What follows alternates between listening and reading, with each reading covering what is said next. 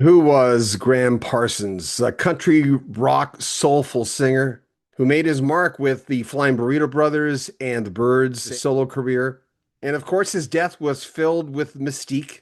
When people steal your body in the desert, it creates a lot of people talking. But that's not what we're talking about today. We've got Jock Bartley, the only remaining member of the original Firefall band, and they've just released a brand new record. We'll put links in the description. We basically asked Jock about his old friend. To you, Grant Parsons was? When I got called by their first gig on the road was in Boulder, Colorado, the Fallen Angels.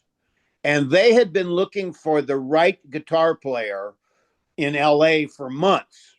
And James Burton from Elvis's band, played on the record, and Clarence White was in the Byrds, and they couldn't find the guitar player. And they hired this guy that Emmylou knew and hired him kind of sight unseen and had one practice with him or something, two practices, and got on the bus and came to Boulder. And the manager of the club called me and said, "You should get your ass down here." Why? You might get a gig. This band has realized that their guitar player probably needs to be replaced. And I overheard them talking about who's the guitar player in town that we could hire. And I went, "Who is it?" And he said, "Graham Parsons." And I went, "Who?" He says, the Flying Burrito Brothers. And I went, "Oh, right. Flying Burrito Brothers." I wasn't even aware that Graham had been briefly in the Byrds for Sweetheart of the Rodeo. I never heard that album back then. And the Byrds were one of my favorite bands with, when it was Roger and Gene and Chris and David and all of that early stuff of the band. So I went down and heard Graham's band and actually was sitting at the table next to where Rusty Young, who I didn't know at the time either, was watching, Graham, because Graham had tried out for the Burrito Brothers, and they decided not to go in Graham's direction. But when I got hired, and it was funny, I sat in with them, and I was no country guy, but I was better than the guy they had, and they hired me like at 10 p.m. on the night I got hired and said, "The bus leaves at 9 a.m. tomorrow to go to Texas, so go pack your stuff." And I went, "Oh. So I went and packed my stuff, and I got in the bus. In the first few days, we played a couple of nights at the Armadillo headquarters in Austin, and then went to Houston, where Linda Ronstadt and Neil Young came and sat in with us. And I'm thinking, 4 days ago I didn't have a gig, and now I'm on stage with Linda Ronstadt and Neil Young. Oh my God. Um, Emmylou was incredible. Sang so great, was just so young and fresh and pretty, and her angelic voice, unbelievable, you know. And Graham, for the first couple of days, he was just drunk all the time. And him and his wife, Gretchen, were fighting all the time on the road. And I could figure out why on our first gig, you know, Graham and Emmylou's mics were about 4 inches from each other, and they were singing "Love Hurts," to each other. And Gretchen was standing on the side of the stage, just going, "Ah!" you know, and it was pretty weird. And I kind of thought, well, Graham, and but as the days went by, I realized how deep of a guy he was, and just a country music fanatic, and had a great voice, and had a privileged life, which he chose with all his money, from his family, to live the country rock lifestyle. And without Graham Parsons, and Poco too, but Graham pretty much really helped to invent country rock. Yeah. The We were more of a country band than when we were a country rock band. But when we got to rock on 6 days on the road or something, I was in my element. When I was trying to play James Burton, it was like, uh-oh. Flying Burrito Brothers, Christine saw a tune. I didn't know that song. She's a devil in disguise. Yeah. When it came time to, now I was never in the Burrito Brothers. I played with Graham and Emmylou. I played in Chris Hillman's band. I played with Rick Roberts. Rick Roberts replaced Graham in the Flying Burrito Brothers. A lot of people think, oh yeah, you were in the Burrito Brothers, and I never was. I was in the periphery of the Burrito Brothers. And when it came to pick a Burrito Brothers song, I mean, Devil in Disguise was one of my favorite Buffalo Springfield songs.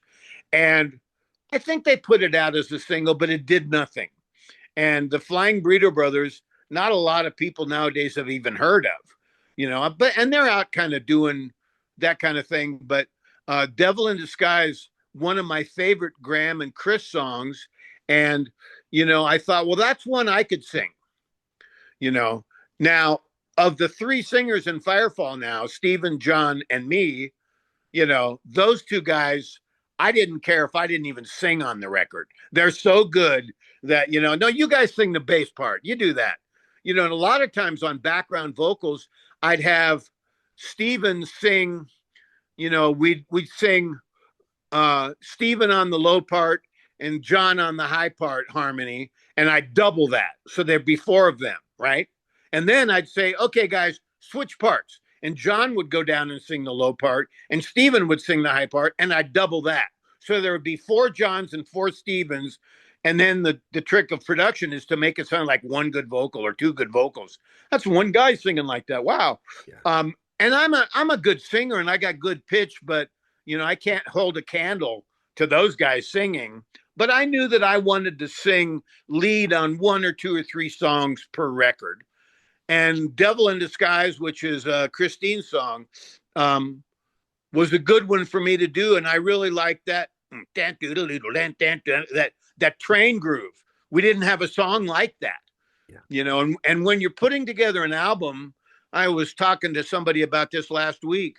They were saying, you have to be careful about, you can't put too many fast songs together. You can't put your two slow or three slow songs together. You got to be careful. You can't have three songs in the key of A, together. You got to mix it up. And the same thing with grooves, and that's always the consideration. And a song, that's a really fast train groove. Those kind of grooves fit anywhere. How did the idea start with doing the tip of the hat with the first album leading into the new one now? And the album, by the way, is Friends and Family. The first one put out about a year and a half ago. My manager, Lynn, and he's also our record label at Sunset Boulevard Records, called me about 3 years ago and said, the original members of Firefall played in a lot of other famous bands, like Spirit, JoJo Gunn, the Byrds, Flying Burrito Brothers, me with Graham and Emmylou. He said, why don't you do an album of just their material?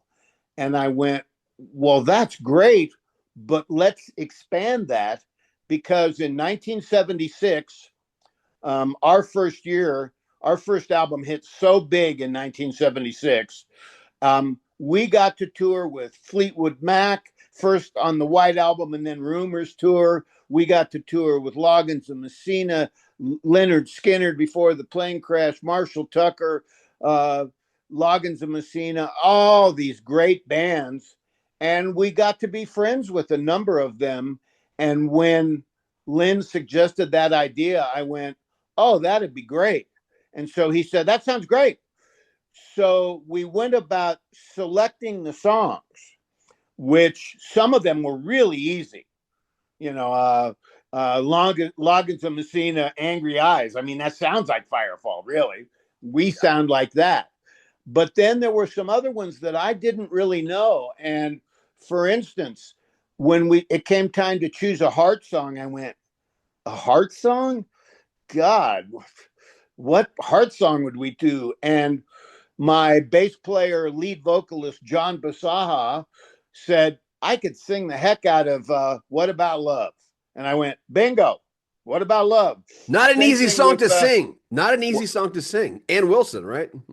Well, Ann's, one of the best female vocalists going.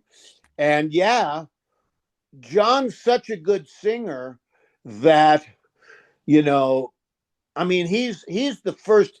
the two best singers we've ever had in Firefall in 40 or 50 years were, of course, Rick Roberts and Larry Burnett on the early albums that they were singing their songs. Wonderful. But I've never had a singer like John Basaha in the band, who's an LA. He's a screamer, and he's an amazing singer and amazing lead vocalist. And same thing with the Doobie Brothers song on this Fire Friends and Family 2 album. I said, which Doobie Brothers song? I mean, there's 30 you could choose from. And John said, I'd love to do a Long Train Running. The first single was Stephen Stills' Love the One You're With, that had Winona Judd and her husband Cactus Mosher playing and singing on it. Amazing. Our newest single is Mr. Soul by the Buffalo Springfield, where I got to try to put on my best Neil Young lead guitar impression. Neil Young has said that he was inspired by Satisfaction on that song. Oh, of course. In fact, it's, everybody in the world, the first time they heard Mr. Soul back in 1968 said, shit, this is Satisfaction. He added just a little bit, but, back then in the 60s and 70s, plagiarism and copying, somebody else's song was done all the time. And, I love the song Mr. Soul, even though it was a cop on Satisfaction, which to me is one of the best Rolling Stones songs there is.